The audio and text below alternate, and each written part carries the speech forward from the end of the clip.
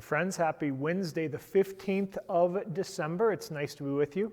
I'm Father Bill Hill, one of the priests at Holy Spirit Catholic Community in Rock Springs, Wyoming. Still making our way through this Advent time, purple banners. We've got our Advent candles lit over here.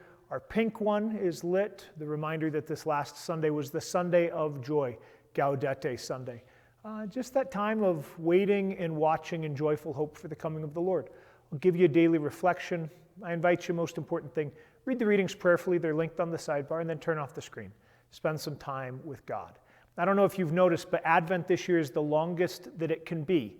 We get some extra Advent this year. The way that that's determined is kind of how long that fourth week is. And since Christmas this year is on a Saturday, the fourth week of Advent is as absolutely long as it can be. We are hearing some readings now in the third week that we don't oftentimes get, because when we hit the 17th of December is when we switch into the readings that are very specifically right before the birth of Jesus. We're going to make that switch on Saturday this year.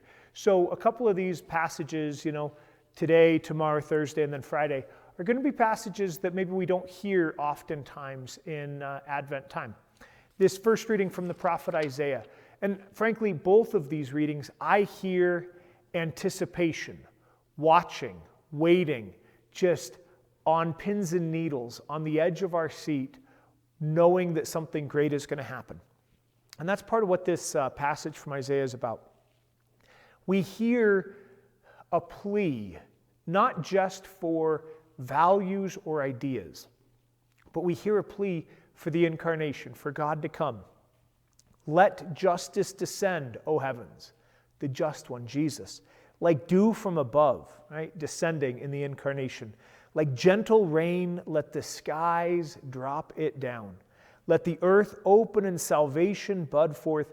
Let justice also spring up. Just that longing, that watching, that waiting, that world weariness. We know what it's like to be in a world of injustice, of death, of oppression, of lies, of corruption. Let justice fall down upon the earth, O Lord. Send forth the just one. That's the desiring of the church, right? And then in the gospel, you hear that anticipated question, right? Are you the one who is to come? Or should we look for another? And in classic Jesus fashion, never giving a straight answer, but instead inviting people to make their own choice. Tell John what you've seen. The works of the prophets are being performed. The blind see, the lame walk, the deaf hear the good news that is proclaimed to them. Tell them what you see, and you guys make your own decision. So, yesterday we talked a bit about world weariness. Today I want to just ask that question. What fills you with excitement? What got you out of bed this morning? Hopefully it's not just the daily anxieties of life, but God willing, there might be a bit of that excitement and desire to discover in God. What is it that God is doing today different than any other day? How is it that God's desiring you to be new today? And especially as we're starting to move more and more towards that celebration of Christmas on the 25th, what are we looking forward to?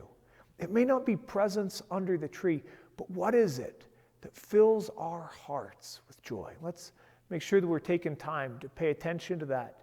Maybe say thank you to God for that, but especially just sit, watching and waiting in joyful hope. That's what anticipation is all about. We know a world of pain and suffering. Let's continue to wait for the Lord to do something incredible and new. All right, friends, happy day. Read those readings prayerfully and then turn off the screen. Spend some time with God. Pray for each other, and especially, we know plenty of folks having a hard time. Pray for them. God bless you.